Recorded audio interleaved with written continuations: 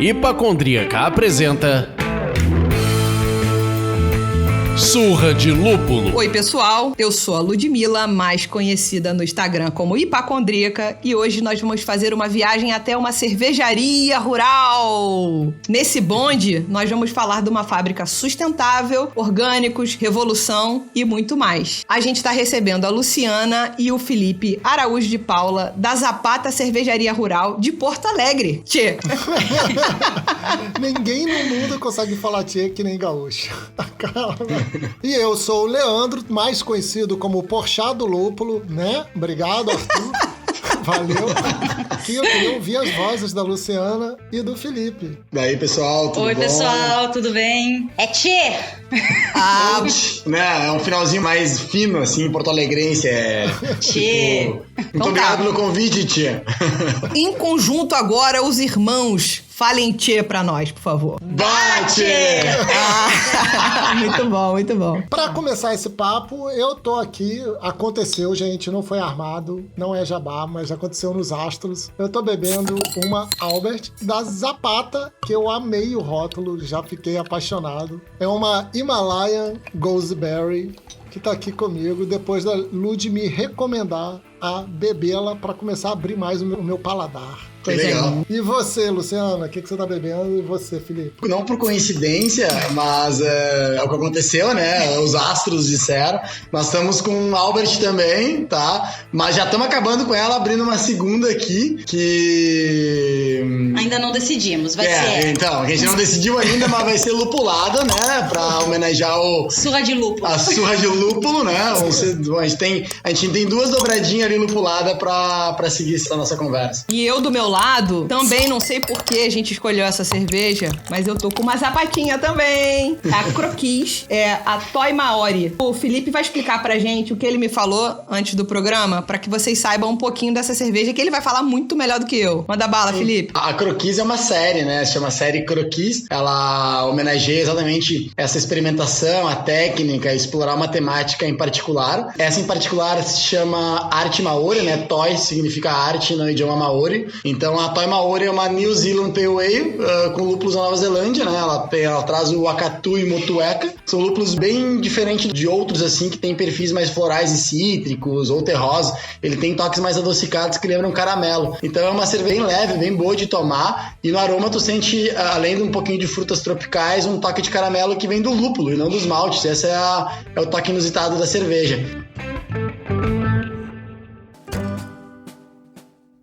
Eu queria saber um pouco da história da cervejaria Zapata, assim, como é que foi, como nasceu. Eu sei que é uma cervejaria familiar, né? O pai de vocês é sócio de vocês. E aí, como é que é isso? Nasceu da família ou foi uma ideia? Conta aí pra gente. Então, a Zapata, ela surge há 5 anos, né?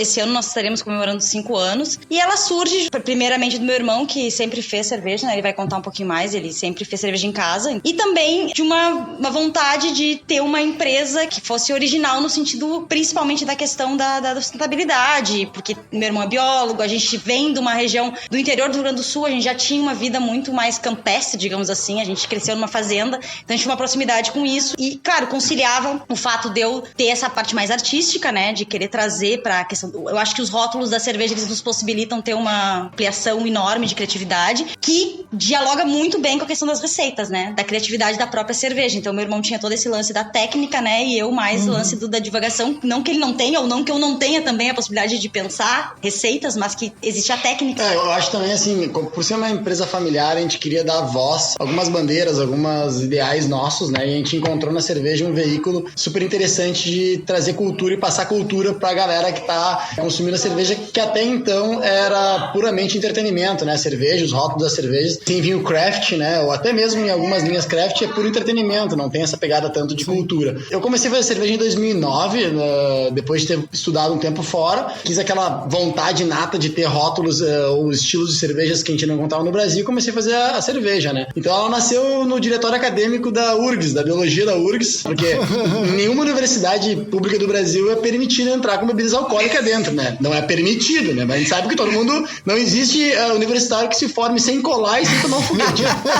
E uma vez o prefeito do Campos do Vale nos pegou ali uma grande carga de cerveja nossa e não deixou a gente fazer a nossa festinha que a gente fazia sempre lá. E como eu já fazia cerveja em casa, eu disse, bueno, a partir desse momento, esse diretório acadêmico não comprará mais cerveja. E isso se passaram, acho que uns 4 anos ainda na sequência, que realmente o diretório acadêmico nunca mais comprou cerveja. A gente começava a fazer cerveja para o diretório, para as festas. E aí começou a Zapata comercial, né? Os outros diretórios acadêmicos começaram também a querer comprar aquela cerveja que era feita naquele diretório acadêmico da biologia lá. E aí também veio um pouco da base inicial do que depois a minha irmã desenvolveu essa ideia de buscar a primeira série nossa, que era Descubra-se Evolucionário, que tem esse viés mais ligado à natureza, ao campo. A gente notou que não existia nenhuma cervejaria no Brasil até então com um conceito de ser uma farmhouse brewery, ou ser uma cervejaria rural, né, de fazenda, né? Então a gente montou a cervejaria num sítio, né, que já tinha um design de permacultura. Permacultura é um modo de tu ver uma propriedade, né, culturas permanentes, né, onde tu faz um design dessa área rural, setorizando entre 0 e 5. 0 é a área onde tu tem maior impacto ambiental, onde está o prédio da Zapata, assim por diante, e o 5 é a área de preservação permanente. Nesse degradê de 0 a 5, tu tem horta, tu tem área de madeira, agrofloresta, área de animais. Esse design já existia, de alguma maneira, inicial, e nós desenvolvemos mais para encaixar a cervejaria como uma entrante de insumos, né? Principalmente malte e resíduo. E aí, claro, esse resíduo a gente consegue fazer com que ela gire de maneira mais cíclica, liberando energia em cada setor, né? Por exemplo, bagaço da cerveja vai um pouco para alimentação das galinhas, assim como vai para composteira e depois vai virar adubo. A Zapata em si, nascendo como uma farmhouse ou uma cervejaria rural, ela se apoiou em cima desses conceitos, né? E aí, claro, daí a gente começou a criar séries, desenvolver cervejas, aumentar a equipe. Isso já fazem 5 anos, né? Como a minha irmã falou. O Felipe é um cara que sabe tudo do assunto e aí ele já respondeu todas as perguntas. Ele já resumiu. Agora a gente tem que desenvolver cada tema.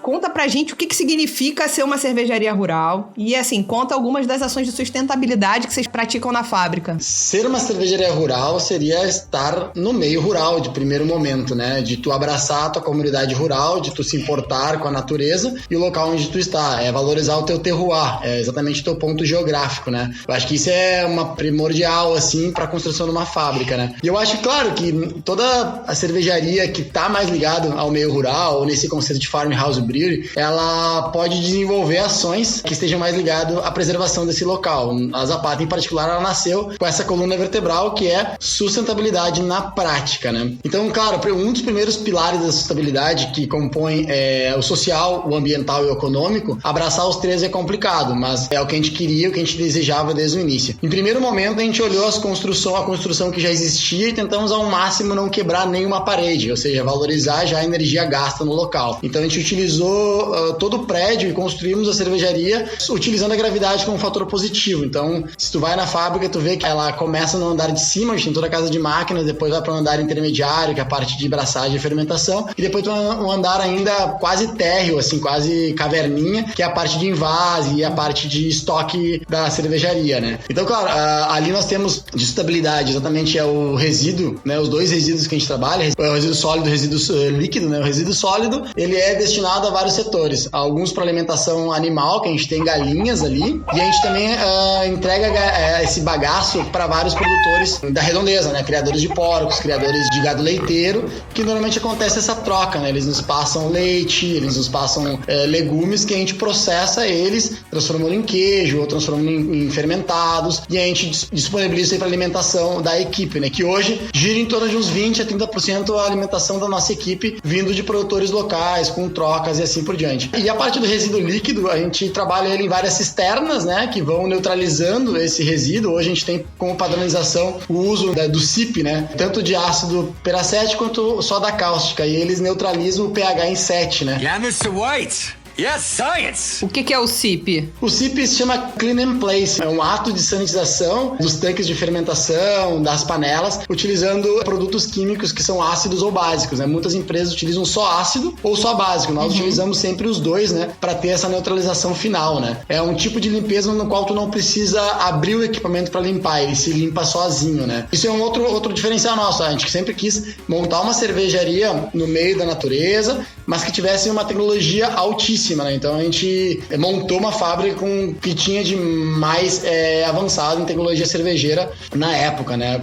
Uma cervejaria rural, por que ela é complexa? Porque ela deveria ter uma responsabilidade socioambiental. Isso quer dizer isso que meu irmão falou sobre a questão de tentar encontrar um pH que é neutro, né? Dentro de uma complexidade que é trazer ácido e base. E também a cervejaria rural, teoricamente, a gente teria que tentar ao máximo limitar a questão do resíduo que vai para a natureza. Então a gente também tem todo um campo mais na parte baixa da área, que seria das bananeiras, né? Que é um manejo que justamente suga, né? Ele absorve, é uma possibilidade de pegar esse resíduo e também tornar ele, de alguma maneira, num ciclo, né? Que é o ciclo da sustentabilidade, né? A bananeira suga essa água e transforma aquilo em banana. Então, são processos, né, biológicos de neutralização e incorporação do resíduo líquido através de plantas vegetais, né? E aí a gente consegue preservar o solo, preservar a nascente e, de alguma maneira, trazer um excedente de banana e de outros cultivares que a gente sabe que tem poder de absorção. Claro que esse resíduo, antes de ir para o meio ambiente, ter nesses sistemas,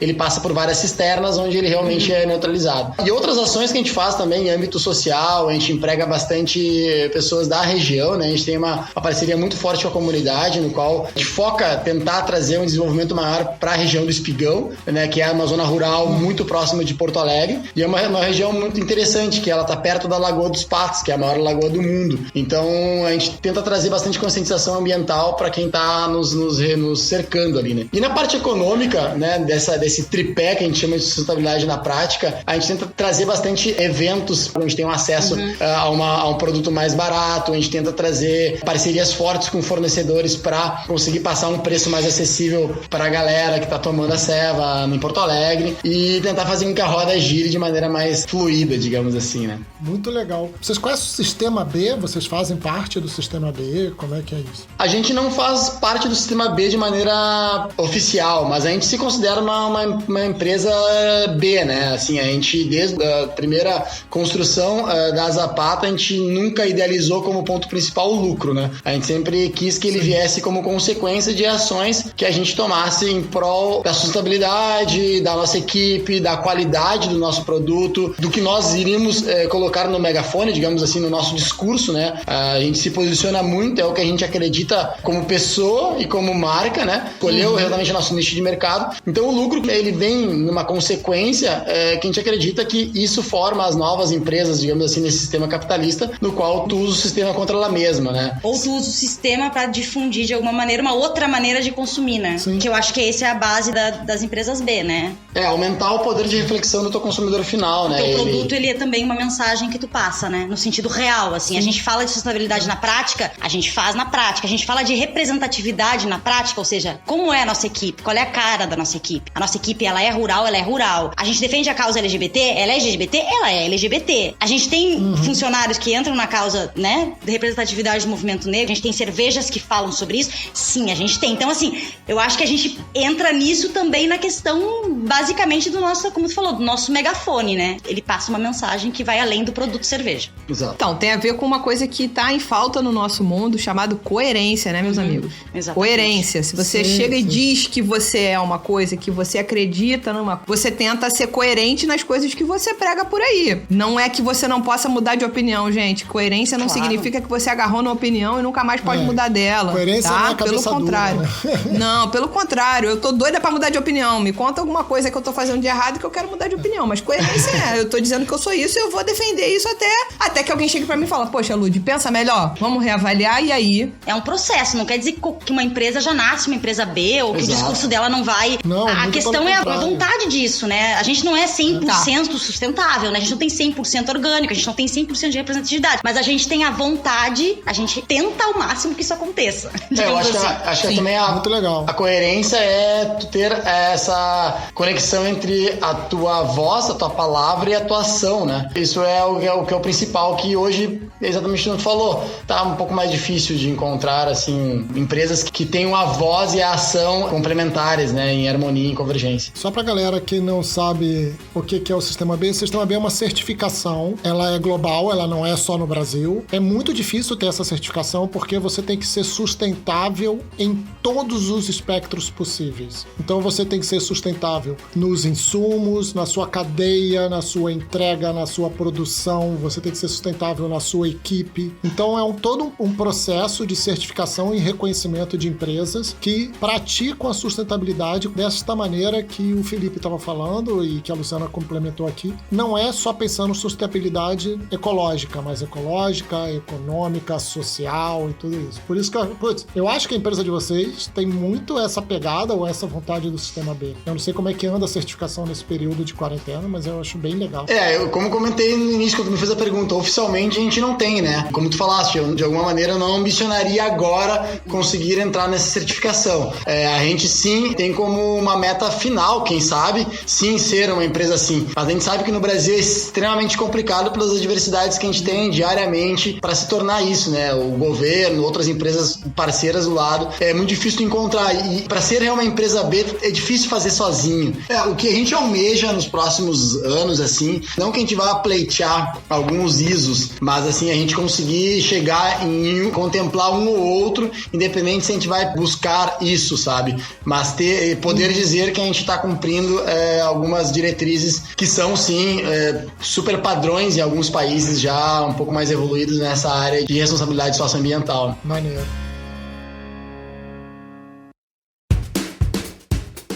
Nesse cenário que vocês falaram ali da banana, né, que vocês plantam bananeira no final da linha de vocês ali para ela fazer uma última limpeza da água, me veio a dúvida que existem alguns estilos que são favorecidos por serem feitos dentro de uma cervejaria rural? Posso responder todos?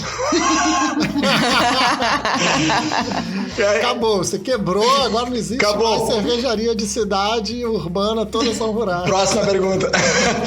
Eu acho, Leandro, assim, que as cervejarias nasceram de alguma maneira rurais, né, na sua origem, né? Hoje que a gente fala de abadia, ou cervejarias trapistas, ou cervejarias que se desenvolveram famosas pelo seu terroir, é a base da cervejaria que a gente encontra aí há milênios, assim, digamos, né?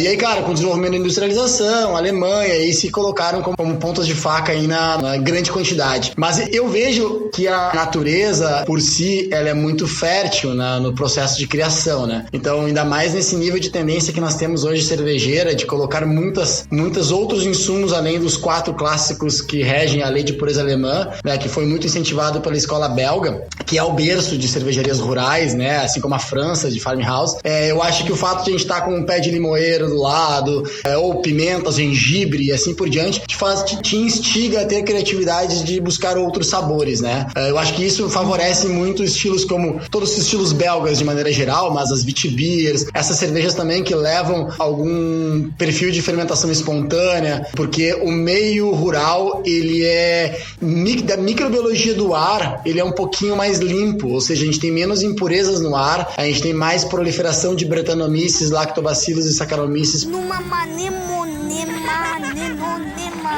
Porque a gente tem frutas, né? Então, vamos traduzir pro pessoal, né? Deixa que tá pra letra do Arnaldo aqui. Entendi. Vou explicar, então. Saccharomyces cerevisiae é a levedura que converte açúcar em álcool, né? A classe que faz pão e cerveja, né? Que foi, digamos, geneticamente orientada a fazer melhores fermentações alcoólicas. Brettanomyces é um tipo de levedura um pouco mais rústica, primitiva, no qual a gente encontra bastante também no vinho e alguns fermentados, que ela tem um perfil de fermentação, quando colocada em fermentação secundária, ou seja, depois de uma fermentação primária de álcool, libera perfis mais animalescos, perfis que a gente chama de funk, que são mais complexos, que puxam uma pegada de vinho branco, uma pegada de xerez, outras bebidas que a gente encontra. Só aproveitando e fazer um mini parênteses aqui, que a gente tá nesse episódio maravilhoso com o Felipe e a Luciana, e a gente vai lembrar agora do que Bia Amorim falou no episódio número 3 desse Surra de Lúpulo, inclusive dando aquela linda explicação sobre o que é o funk na cerveja. Funk. Pode continuar, Felipe. Não percam, então, a Surra de Lúpulo com a Bia Amorim, que ela explica muito do que eu falei agora. Funk neles. E Lactobacillus já é uma bactéria, né? Que ela vem muito trazendo perfis de ácido lático, né? E um pouco de ácido acético, que dá uma complexidade maior na cerveja também. Então, quando a gente tem essa união na atmosfera desses 3 micro-organismos, de maneira pura, de maneira intensa, de maneira bem concentrada, por ter muitas ervas e frutas no ar, por uma fermentação espontânea que sai um perfil interessante, é muito mais facilitado quando a gente está num perfil de cervejaria rural, num local rural, né? E claro, né, Lud e Leandro, eu acho que a questão de tu poder produzir, né, alguns insumos que tu vai colocar na cerveja porque tu tem um pedaço de terra e tu ter parceiros perto que te emprestam um trator ou te dão uma muda, é muito interessante, né? Hoje a gente tem pimenta, gengibre, banana, limoeiro, bergamota e assim por diante, que são pomares que a gente criou, hortas que a gente criou, que hoje, quando a gente dá um passeio numa horta ou num pomar, aquele aroma e aquela colheita, já a tua criatividade em nível de cerveja vai pro espaço, né? Então, assim, esses são alguns de muitos, eu acredito, vantagens de criar alguns estilos. Claro que estilos clássicos como Farmhouse Ales, né? Saison, BR The Garden, Grisette, Sati, vários estilos de cerveja que utilizam esses micro-organismos como base, inclusive a Gose, fica mais fácil, né? Fica mais interessante essa criação, né? Sendo por uma Farmhouse. Além de tudo, novamente voltar no ciclo e respeitar o ambiente. Daí que vem um pouco essa pergunta, eu acho. E seguindo o fluxo desse rio, que a gente quer respeitar o fluxo da conversa, assim como a cervejaria rural. Exatamente, é uma conversa bucólica. Tomaram conta da nossa... Seguindo esse caminho natural desse rio maravilhoso, a gente entende que já é difícil uma cervejaria que não é rural chegar de fato à mesa das pessoas, chegar à casa das pessoas. Imagina uma cervejaria rural. Eu fui até a Zapata em janeiro desse ano, muito feliz de ter ido. Foi uma visita maravilhosa, eu tomei muita cerveja boa. A gente saiu fugido da chuva, mas foi maravilhoso. E eu queria saber como é que vocês instigam ainda mais as pessoas a conhecerem a Zapata, né? O complexo, na verdade, sempre eu acho que como vocês sabem, a gente tem muitas informações, mas a cervejaria rural ela é bastante complexa no sentido pra gente poder passar tudo que a gente faz, tudo que a gente tem num rótulo, que a pessoa possa olhar aquele rótulo e entender toda a identidade que tem por trás. Enfim, chegar às vezes no Nordeste ou até no Rio de Janeiro já é bastante complicado, né? Então, pra nós, a gente chegou à conclusão que o ideal, que na verdade, o que chegar no Rio, ótimo. O que não chegar no Rio, a gente vai tentar trazer pra cá, pra nossa fábrica, né? Pra nosso sítio. Pra que as pessoas possam vir e entender tudo isso nos eventos que a gente faz. Então, a gente começou a pensar que seria interessante criar as possibilidades que existam eventos, né, que sejam bastante recorrentes, assim, né, que a gente tenha sempre. Então a gente tem um evento que é o Porteira Aberta, que é uma vez por mês, onde a gente vai abrir as portas da Zapata, absolutamente gratuito, a gente mais ou menos, venham passar o dia com a gente e conhecer a Zapata. Então nesse evento a gente tenta sempre trazer alguma vivência rural, ou seja, a gente convida algum produtor local, algum vizinho, artesão, enfim, a gente quer trazer também o local, né, o nosso terroir é Viamão, então a gente convida sempre alguém vizinho. E além disso, a gente sempre tem algum tour com o meu irmão que dá, né? Que é um tour de dar cervejas, né? De harmonização, mas também explicando todo esse conceito de sustentabilidade que tá por trás. E a gente se dá conta que sempre tem gente, sempre tem muita gente que vem. Eles vão pra zona rural, é bem complicado, mas as pessoas vão, pegam o carro e pegam toda a estrada de terra, que é até lá, né? Porque é estrada de terra, né? Ainda. Exato. E essa experiência, ela se dá mensalmente nesse evento. E a gente tem um outro evento, que é o Zapata in Concert, que eu vou deixar meu irmão conversar um pouquinho mais, que é um evento anual. Legal. Eu acho que a minha irmã falou uma palavra que resume bastante o que a gente pretende quando a gente convida as pessoas para ir na fábrica, é a experiência, né? A experiência rural, a gente define dessa maneira, né? O ato de tomar cerveja dentro do ambiente craft já é uma micro-revolução, né? Tu tá empregando mais gente, tomando de mais qualidade. Agora, ser uma cervejaria rural, a gente acaba ultrapassando um pouco o padrão de simplesmente degustar e apreciar uma cerveja. Tu tá indo a perfis mais de sustentabilidade, de criação, e tu valorizar algo que é muito desvalorizado no Brasil, que é a zona rural. É o produtor rural, é quem traz o commodity, o arroz e feijão pro prato, né? Então, quando a gente abre as porteiras da nossa fábrica pra essa galera, a gente acaba notando que às vezes nem vai tanto aquele público cervejeiro clássico, sabe? Vai aquela pessoa que é curiosa por cerveja, mas quer passar um dia num ambiente agradável, divertido e que tem uma puta de uma cerveja, sabe?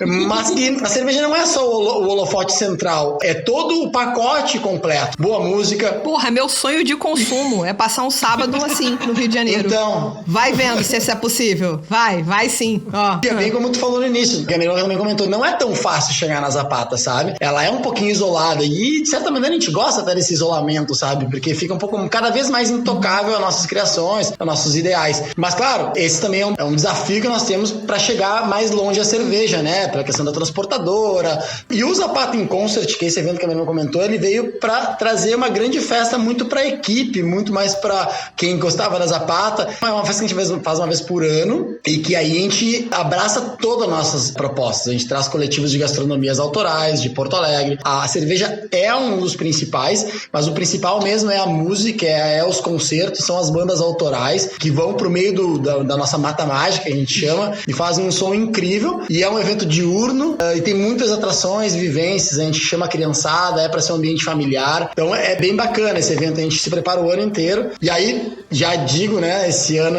vai ser especial, mas eu falo um pouquinho depois. Opa!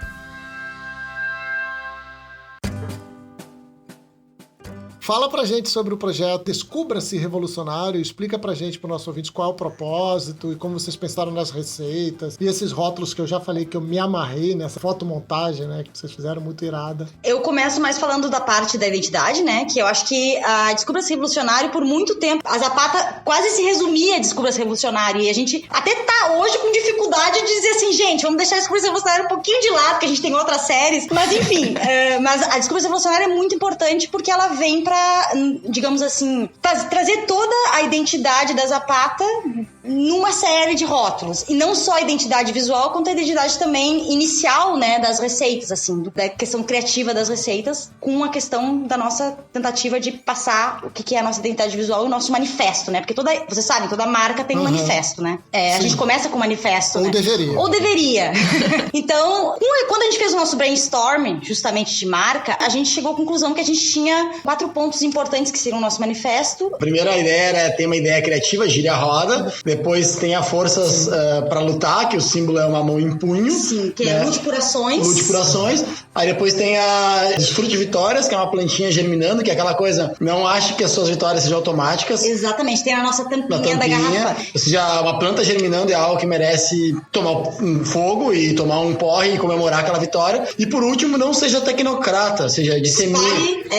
Espalhe revoluções, né? Espalhe revoluções, fale, conte como você fez, incentive os outros, sirva como referência, para que a roda gire, para que a mandala... E a gente volte pra girar a roda. O manifesto é um círculo, né? Círculo também que vem da sustentabilidade, né? Isso. Então gira a roda... E eu acho que isso aí dá um pouco do corpo do descubra-se revolucionário, do ser revolucionário. E a gente nunca almejou nos tornarmos nós revolucionários. A gente sempre diz, quem é revolucionário é quem escolheu migrar para cerveja artesanal. Quem resolveu tomar cerveja artesanal em menor quantidade, apreciando, dando valor aos pequenos negócios, né? Então a Descubra-se trouxe isso, trouxe também uma capacidade de a gente nos rótulos expor pessoas que a gente acha que fizeram diferença no mundo, que podem servir de exemplo para outras pessoas, independente se as pessoas concordam com os ideais daquelas pessoas que estampam nossos rótulos, mas elas não podem negar que elas fizeram feitos inigualáveis no mundo, né? Independente da posição de cada um, digamos, é isso que a gente quis deixar bem claro.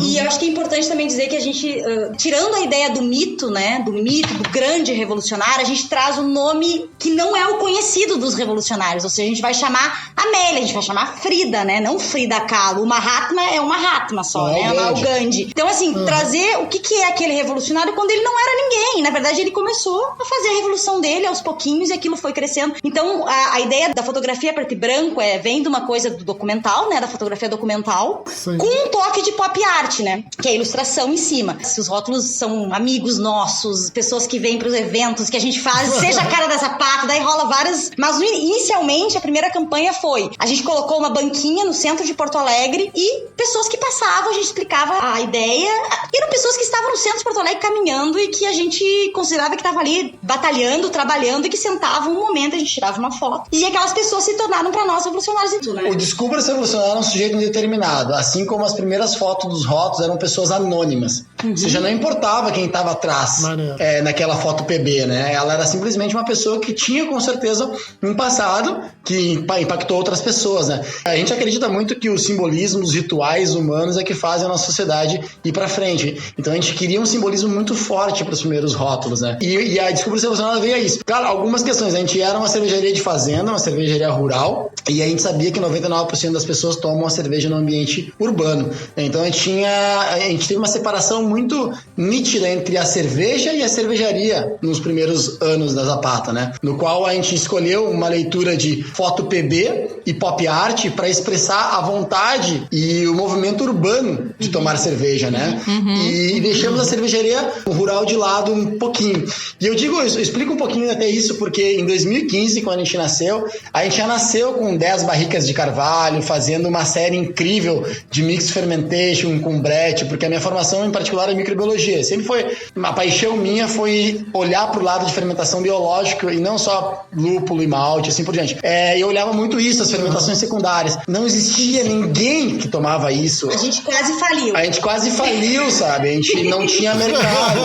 A gente tinha, assim, 5 mil litros de cervejas do caralho, de brete, tudo, de blends do caralho, e era muito difícil vender, né? Então a gente, nesse caminhar do primeiro ano, a gente viu na Descubra Ser Evolucionário uma veia que realmente ia fazer com que a Zapata continuasse viva. E ela se tornou, obviamente, o nosso carro-chefe, e é nosso carro-chefe hoje, e a gente tem muito orgulho dela. São cervejas autorais, elas não seguem um padrão de estilo clássico. A gente faz releituras de estilo, na verdade todas as cervejas da Zapata são assim, tá? São releituras de estilos, algumas um pouco mais clássicas que outras. Então a gente, por exemplo, teve algumas padronizações na criação dessa série, né? Por isso, toda ação tem um bom drinkability, todas as cervejas têm um toque autoral e buscam falar um pouco mais do que simplesmente aquele estilo, né? Elas contam um pouquinho uma história pra englobar. Então quando tu pega a garrafa, o rótulo, tu não vê uma descrição sensorial, tu vê uma descrição sensorial mesclada com o lado poético, né? Simbólico. Posso ler uma pra vocês? Seria legal, né? Vai, manda bala. Eu vou pegar a da Amélia, tá? Que é a que eu tô tomando aqui. Então, Descubra Ser Evolucionário. Revolucionando os ares, nossa Amélia cruza o Atlântico, levando com ela o frescor das frutas tropicais do Equador mais quente. Na lembrança de seus feitos inigualáveis, guarda na memória a cor alaranjada do pôr do sol visto do céu, assim como a nossa Tropical Haze Juice Pale Ale. A intensidade da manga une-se à refrescância cítrica do abacaxi e do maracujá, atribuídos a 4 lúpulos únicos, singulares e contemporâneos da nossa aviadora norte-americana. No blend aromático encontramos um forte sabor à tangerina, que perdura até a última gota de querosene daquela viagem sem fim. Nossa feminista desafiou o desconhecido para realizar seu sonho de aviadora, pois coragem é o preço que a vida exige em troca de paz. Fasten your seatbelt and enjoy the ride. Porra! Acho que se a gente fosse resumir essa gravação em uma frase, repita, por favor, aí, coragem é... Essa frase é linda mesmo. Pois coragem é o preço que a vida exige em troca de paz. É isso aí. Essa frase é pra própria Amélia. Coisa maravilhosa. Sagaz, né? Saúde. Pô.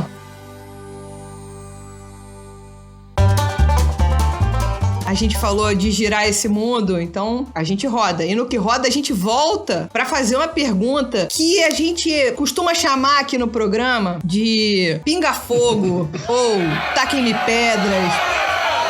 Vamos deixar o entrevistado numa saia justa. Todos os produtos, todos os insumos usados na fabricação das cervejas da Zapata são orgânicos? Comente. De certo. Antes de responder, e vai ser um bom momento de responder isso, eu vou dar a surra de lúpulo, tá? A gente abriu uma terceira garrafa, tá? Essa aqui é a Mahatma. Rapaz, gente, ele vai ficar bêbado no final do programa. Mas é no final, né? Ele vai terminar e vai escrever um texto. Essa aqui se chama South America IPA, tá? E é bem legal a tua pergunta, porque eu respondo uma outra. Muita gente me pergunta, né, sobre essa cerveja, porque a gente criou uma denominação chamada South America IPA, ou seja, a IPA da América do Sul.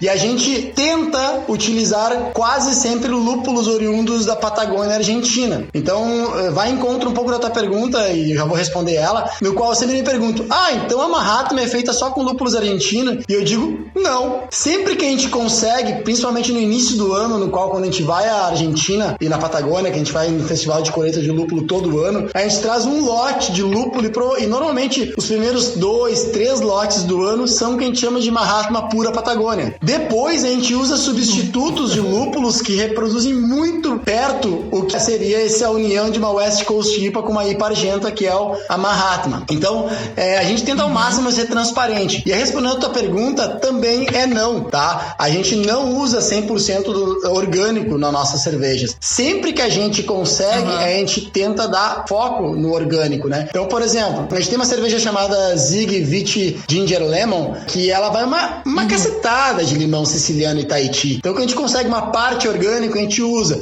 E quando a gente consegue toda, a gente usa, que é muito raro. Senão, a gente compra realmente limão convencional para fazer a cerveja. É muito difícil encontrar todos os insumos que a gente quer orgânico. A gente tenta ao máximo. É um dos nossos desafios.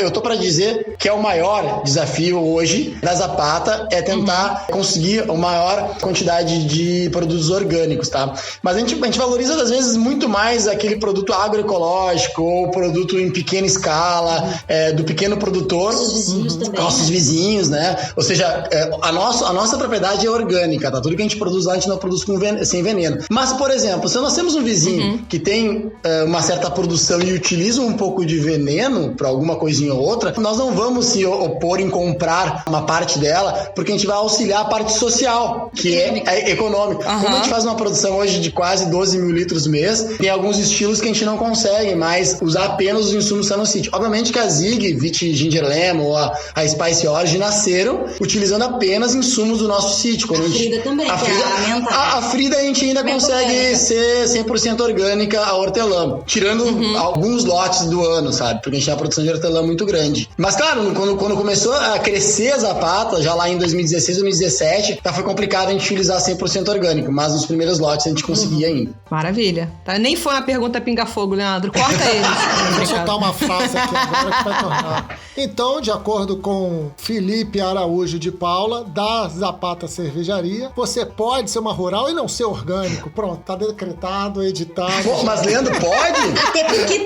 tem dissidências dentro do próprio selo orgânico, né? Exatamente. A gente tem aqui mesmo em Viamão a Rama, que é uma associação de produtores locais independentes. Porque o selo orgânico, ele pode ser muito caro, né? O orgânico, exatamente. O selo orgânico é muito caro. De certa maneira, é o mercado que se fez, né, nos últimos anos. Eu acho que muita gente que tem muito dinheiro e consegue pagar selos dessa maneira se favorece algumas poucas certificações participativas que a gente chama. E é aquela coisa também, não adianta tu produzir um monte de orgânico se tu deixa escapar algumas desigualdades no teu negócio, como salário, ou fazer uma monocultura orgânica também não é legal. Às vezes a gente vejo uns peral aqui no Rio Grande do Sul atrolhado de banana, que em teoria são orgânicas, mas eles devastaram uma mata nativa gigantesca para botar uma monocultura orgânica de banana. Então, tipo, o impacto ambiental tá sendo muito grande também para tu conseguir vender um produto com 20% ou 30% mais caro. Ou seja, eu prefiro comprar uma que seja com um pouquinho de veneno, mas que respeite alguns ciclos mais importantes na natureza. Então, isso é o bendito equilíbrio, Exatamente. né? Tudo na vida. O equilíbrio significa ter orgânico, ter não orgânico. O equilíbrio. Nenhum extremo é interessante.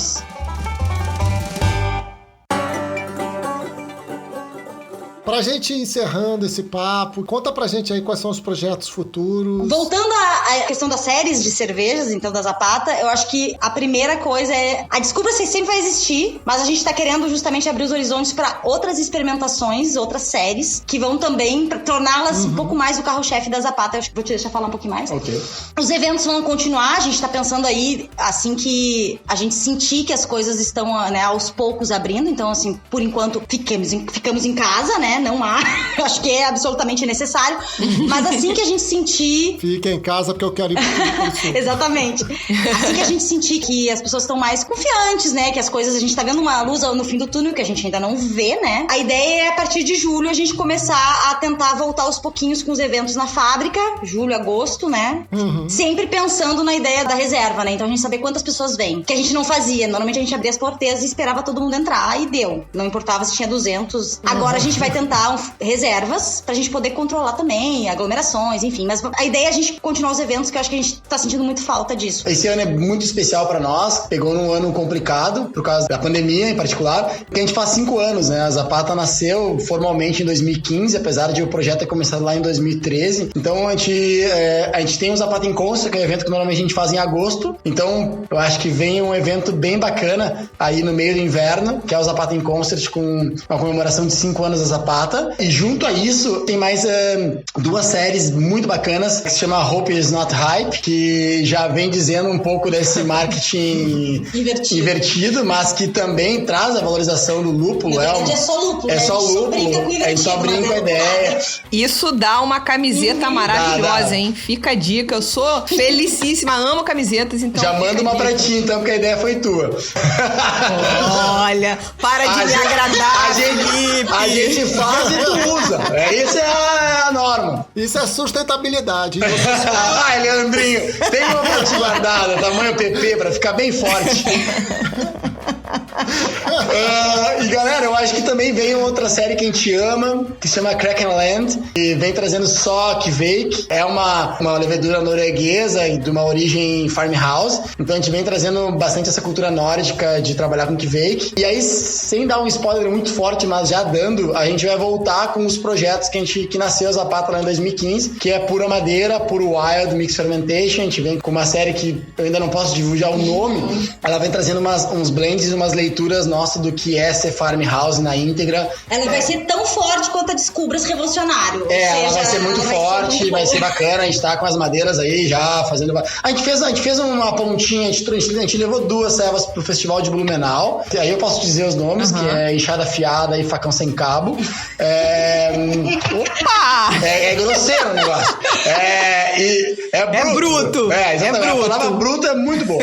Então eu acho que a gente vai nesse caminho, a gente vai começar a dar foco para outras séries, para outras linhas, sempre tendo esse lado de farm, de rural arraigado em cada cerveja e focando bastante na abertura cada vez mais da nossa fábrica, sabe? Para ter essa experiência completa. Então, o Zapata em Consta desse ano de 5 anos vai ser bem bacana. O Porteira Aberta vai continuar, como a minha irmã falou, num outro formato, mais sobre reservas. E eu acho que também vale ressaltar que foi uma mudança muito bacana que a gente começou, que é a loja online. Então, essas são as principais ações que a gente fez agora para chegar mais longe, para ainda 2020 a gente conseguir tocar o coraçãozinho da galera aí. E a boca, né? Com certeza. Quando você falaram dessas séries novas, e você falou uma que ainda é segredo, que não pode contar, que é a série Bruta, isso até significa um entendimento de vocês do amadurecimento do paladar dos consumidores, correto? Agora sim é possível a Zapata chegar com esse pezinho na porta, porque primeiro a Zapata chegou com o pé na porta e sentiu que talvez não fosse funcionar naquele momento, reavaliou, e agora chega com o pezinho na porta novamente, mas já entendendo que construiu na cabeça dos consumidores dela e da própria cerveja artesanal que andou, um amadurecimento para que esse paladar esteja mais valorizado. Isso, Ludi, eu acho que tu resumiu muito bem exatamente o que a gente sentiu, que é a nossa evolução. Era uma família que não era industrial, a gente aprendeu muito com o negócio, com o desenvolvimento. Acho que pouca gente que abriu cervejaria entendia de cervejaria, de fábrica de cerveja nos últimos 5, 10 anos, vamos falar assim. Hoje o público tá mais maduro para tomar cervejas mais perfil belga, funk, saber valorizar, não cuspir. A gente viu a evolução da Sour, né? A gente tem várias. Hoje a Sour como chamo, a nova IPA, e pra ficar melhor é só Sour com muito lúpulo. Nós sempre amamos esse perfil de funk, esse perfil mais ligado pro vinho, essa delicadeza em poder de harmonização, o cheiro da madeira e assim por diante. E acho que sim, nós vamos voltar a fazer muita coisa que a gente tinha deixado guardadinha, que não carregava o nosso piano. Mas como farm, a gente evoluiu como equipe, a gente evoluiu como leitores de marketing de mercado. Cada vez mais a equipe, principalmente a minha irmã, tá absorvendo e absorveu todo o que é o movimento ambiente cervejeiro para posicionar o que nós sempre quisemos fazer num mercado que tá competitivo, e cada vez eu vejo mais cervejarias abraçando esse tipo de cerveja que a gente sempre quis fazer, porque lá no início a gente teve um bloqueio de mercado que hoje a gente já tem. Então a gente não quer perder mais um time que nós criamos lá no início e que foi nos privado por um tempo por questões de desenvolvimento da fábrica e financeiras, e que agora nós, num ponto já de maturidade maior, temos a coragem, a ambição de nos colocarmos no mercado com esse perfil de cervejas, né? Olhando mais para a terra, para a fazenda, para o rural, para as frutas, que é o que a gente ama de verdade, e continuando trazendo as questões autorais e assim por diante. Muito legal. Gente, infelizmente, acabando o papo, mas eu queria agradecer muito vocês, assim, primeiro porque a gente ficar nesse papo aqui, lá no começo eu já tinha falado que eu adoro o sotaque do Sul, então é muito bom ficar trocando uma ideia com o gaúcho. É um sotaque que tem ritmo, tem cadência, é bom, é gostoso. Quero agradecer muito vocês aqui pela aula de sustentabilidade e cervejaria rural. pra gente aqui. Obrigado, gente. Valeu mesmo. Aí. Obrigada, Luciana. Obrigada, Felipe. A gente adorou o papo com vocês. Eu sou uma fã inveterada da Zapata. Eu quero que vocês sigam fazendo coisas lindas. Não precisam necessariamente crescer pra não ficar aquele negócio gigantesco e tal, não sei o quê, mas que seja bom pra vocês, que seja uma viagem muito legal, essa construção. E muito obrigada por estarem aqui conosco. Obrigada. A gente também agradece muito. Acho que esse podcast, esse programa que vocês estão fazendo é muito legal. Eu escutei. Eu agradeço também. É muito legal conversar com pessoas que estão no meio cervejeiro aí. O Leandro eu não conhecia, me parecia um cara fantástico. Já vou separar a camiseta PP pra ele. Lud, a gente teve o prazer de te receber lá na fábrica. Fui eu que organizei a visita da Exatamente, merece os créditos. E adorei te conhecer, adorei teu programa. É muito original, vocês estão de parabéns. E sempre que vocês quiserem estar com a Zapata, a gente vai ter o maior prazer de poder trocar conversas e papo fora e cervejas com vocês, galera. É isso aí.